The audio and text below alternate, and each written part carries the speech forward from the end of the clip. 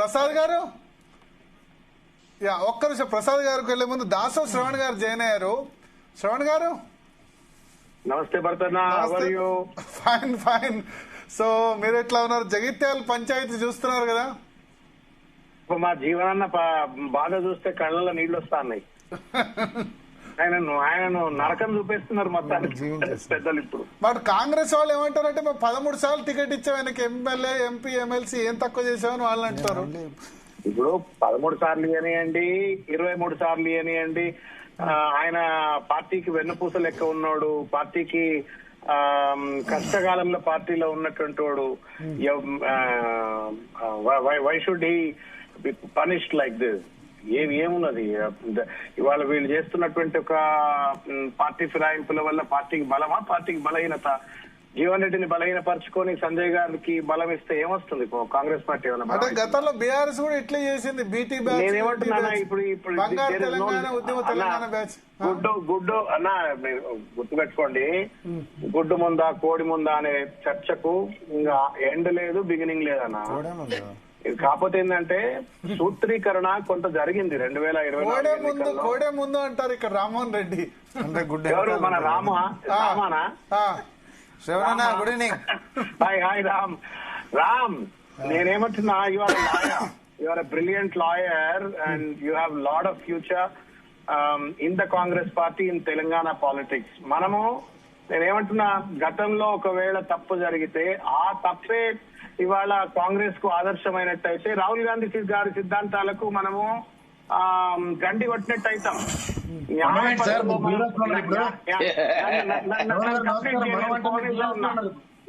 నేను phone in లో ఉన్నా, ఏదన్నా కానివ్వండి, రామ్ అలా కాంగ్రెస్ లో ఉండొచ్చు, రేపు రామ్ బీఆర్ఎస్ కూడా రావచ్చు, అదంతా వేరు ముచ్చుతా.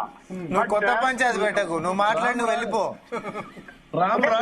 శ్రవణన్నా, నువ్వు చాణక్య నీతి ప్రదర్శించకు ఇక్కడ దయచేసి. It's my request. ఒక పని చేయాలి సార్, కాంగ్రెస్ ఇది నిజంగా ఏదో దానికి వచ్చేటట్టుంది. ఇది అక్కడ కన్ఫర్మ్ అయ్యి మాట్లాడండి దయచేసి. భరత్ గారు మళ్ళీ శివనన్నే మా దాంట్లోకి వస్తుండొచ్చు, అట్లెందుకు అనుకుంటారు?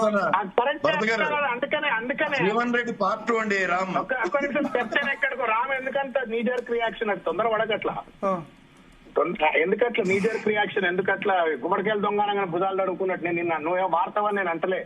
పరిణామాలు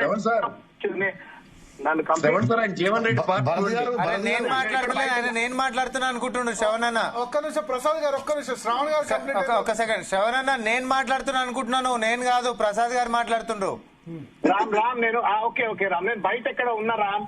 భరత్ అన్న ఏదో రమ్మనంటే రామ్ ఉన్నాడంటే సరే మాట్లాడదామని నేను మాట్లాడుతున్నా. రామ్ ఉన్నాడంటే నేను వచ్చినాక రామ్ నన్ను మాట్లాడగా లోపల పోతుంది, అయిపోయింది నా పని. చెప్పండి. ఒక్క నిమిషం నందు గారు, ఒక్క నిమిషం శ్రవణ్ గారు దొరకడం వల్ల మాట్లాడదు, మా విషయం అడగండి అసలు. తర్వాత ఆ టాపిక్ తర్వాత శ్రవణ్ గారు చెప్పండి. ఎస్, నేను ఒక్క నిమిషం అన్నా. నేను బయట వచ్చిన గుంపులంతా జనాలు ఉన్నారు. నేను ఏమంటున్నా అంటే అన్నా, పార్టీలో కూర్చున్న చర్చలో కూర్చున్న పెద్దలు ఇవన్నీ పక్కకు పెట్టండి. రాహుల్ గాంధీ గారు ఒక ధర్మబద్ధమైనటువంటి ఒక సూత్రీకరణ చేసిండ్రు ఈ దేశంలో. For the first time in the history of Indian politics, Rahul Gandhi came up with a concept called amendment of 10th schedule of the Indian constitution.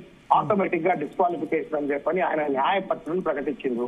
ప్రకటించిన తర్వాత జరుగుతున్నటువంటి ఒక పరిణామాలు రాహుల్ గాంధీ సిద్ధాంతాలకు పూర్తిగా కూడా భిన్నంగా ఉన్నాయి. అమెండ్మెంట్ చేస్తే ఫస్ట్ రేవంత్ రెడ్డి గారిని సస్పెండ్ చేయించాలి. ఆ టైంలో డిస్క్వాలిఫికేషన్ ఫస్ట్